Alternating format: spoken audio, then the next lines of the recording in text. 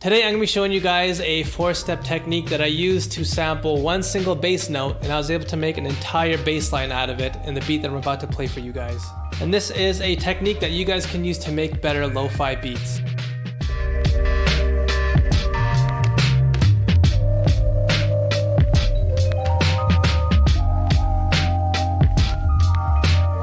So I'm going to break this down into 4 simple steps for you guys. There's isolation, adjustment, shaping, and playing. So first thing I'm going to do is play the original sample for you guys. I want you to take a close listen to how the bass line sounds.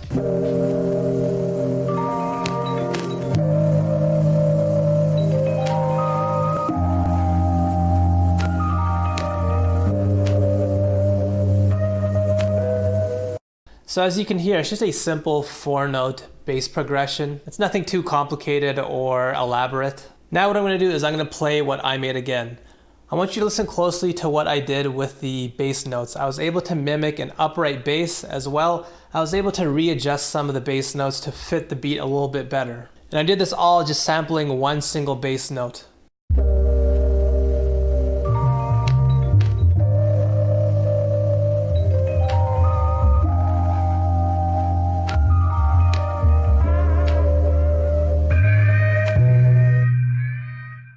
And now I'll show you how I did it. So first thing I did was I took the original sample and I chopped it up based on where the bass notes are hitting. Next, I figured out which of these notes has the most prominent bass.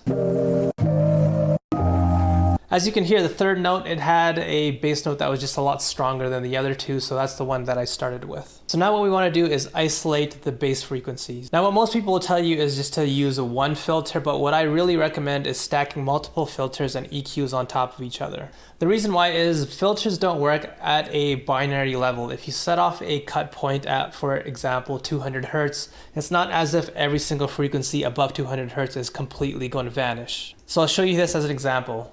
I took a filter here and I set it to around 150, 160 Hertz. But if I play the sample again and I show you guys how it looks in the EQ here, here's where 150, 160 Hertz is.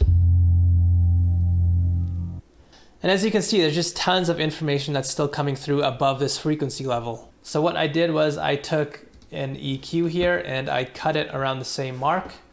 And I also took a second EQ and I did pretty much the exact same thing. So if I play the sample again, you can see now there's just a lot less frequencies that are coming through above that 150 Hertz mark.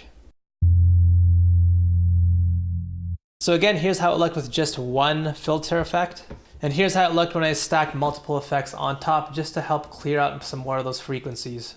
So what this is going to do is just create a lot more of a clean bass note, and it's just going to help us fit this in better with the sample once we start playing it underneath again. So now that we have our bass note, what we're going to do is do the exact same thing with the original sample, except the opposite. We're going to cut everything above the bass frequencies. So as you can see, I have a filter set to high pass and I cut it around the 440 range. I also took an EQ here and I cut it around the same frequency as where we cut the bass at a low pass level. So there's no clear-cut rule on where you want to make your cuts. Just try your best to make sure that the bass note doesn't have any frequencies that's going to clash with the sample.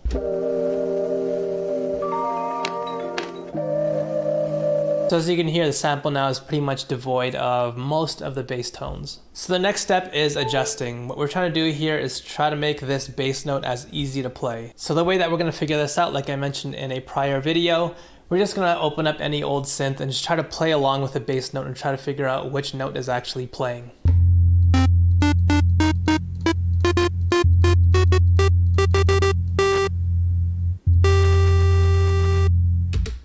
Alright, so it sounds like this is a G note that's playing. So now that we figured that out, what we want to do is try to repitch it so we can get it back to a C note. This is just going to make it easier to play later on down the road. So if this is a G note, to get it down to a C note, we have to pitch it down 1, 2, 3, 4, 5, 6, 7 notes. So I'm going to open up the bass sample here. As you can see right now, the pitch is currently set to plus 200 cents. If we want to pitch it down 7 notes, that's going to be 700 cents. So doing some quick math, we have to get it down to negative 500 cents. And now we have that bass note playing in a C. The next step is to reshape it using the envelope feature. The reason why this tool is so useful is because it's going to allow us to come up with a couple different types of basses and ultimately just create a lot more of an interesting bass line. So what we're going to do is create the sub bass first. That's going to be the main bass that you heard in the original beat. So first what we're going to do is go to the envelope and instrument setting, and we're going to make sure that envelope is turned on. Now what we're going to do is reshape the waveform. So what we're going to do is turn the attack all the way down, turn hold all the way up, put the decay time all the way down, and the sustain all the way down, as well as the release. So now what we've created is a type of envelope where as long as I have the key held down, the bass note's going to play. And as soon as I let go, the bass is going to stop playing. So the second type of bass that we're going to try to shape here is an upright bass. That's going to sound closer to an acoustic type of bass. It's going to be a little bit more plucky, and we're going to use it as a secondary type of bass in the beat. So what I did was I went here and I cloned the sub bass, so I have the exact same information, the exact same sample, and I'm just going to do a little bit of reshaping to this sample. So once again, we're going to go to envelope and instrument settings, and we're going to make sure the envelope is turned on. For an upright bass, we're going to have a little bit of an attack here. Let's turn the hold all the way up. The decay and sustain will turn a little bit down here, and the release we're going to play with. So when I play this envelope shape, you're going to hear it has a little bit different of a shape compared to our sub bass. So as you can hear, when I remove my finger from the note, it still has a little bit of a tail playing. This is exactly how a real life acoustic bass would sound if we were to pluck one of the strings. So if I were to go in and show you guys how these bass waveforms look, let's start with the sub bass. As you can see here, it's really boxy, just like the original envelope shape that we created. It's just a box completely here, and if I go to the sample, it looks the exact same almost. And if I open up the upright bass sample, you can see it starts off with a boxy shape and it has a little bit of a tail at the end, just like the envelope that we created here. It's really boxy, and then it has a little bit of a tail here. So now that we have two different types of bass notes, we can start playing and creating an interesting bass line here. So starting with the sub bass here, I just want a normal progression, nothing too fancy. If you remember the third note of the sample here, we figured out earlier on that that was a G note, so let's quickly put that in here. And when we play the sample now, it fits perfectly. So we're just going to play this by ear, going note by note in the sample, just making sure that we have the right bass note playing. So it sounds like that note right after the G is a little bit lower, so let's try an F. Perfect. So here's the bass line progression that I was able to mimic based off the original sample. What I'm going to do is I'm going to bring this all the way up here and play it an octave higher. As well, at the end of this 4-note progression, I'm just going to add in a couple of bass notes here just to make it a little bit more interesting. So now let's take a listen to how this new bass line sounds.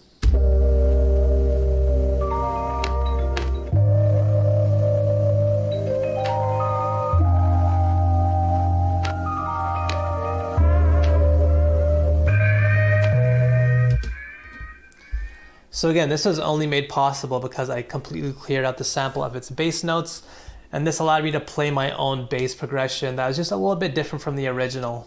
Moving on to the upright acoustic bass now. What I'm going to do is just noodle around, just play and figure out what sounds good and what doesn't. I'm going to use this bass more so as a interesting texture that I can put on top of the beat.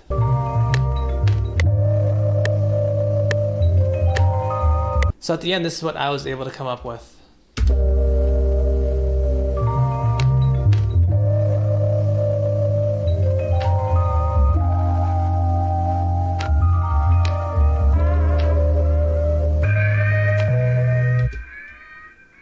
So this is a technique that I like to use whenever I have a sample that has a little bit more of a boring, plain bass line. This allows me to go in and just really be creative and create my own unique bass lines with multiple textures, multiple tones, and it ultimately just helps make the beat a lot more interesting. So you might be thinking, why don't I just open up a VST, pull up an acoustic bass, and just play around with that? The thing is though, it's just near impossible to match the tone and the style of the original bass that's used in the sample. It's just a much smarter idea to try to pull some of the bass tones from the original sample and try to create your own bass line using those. It's just gonna fit the beat a lot more and just gonna help make the beat sound a lot more natural. And at this point, all I really have to do is add drums and a few sound effects on top, and I'm gonna have a pretty full beat.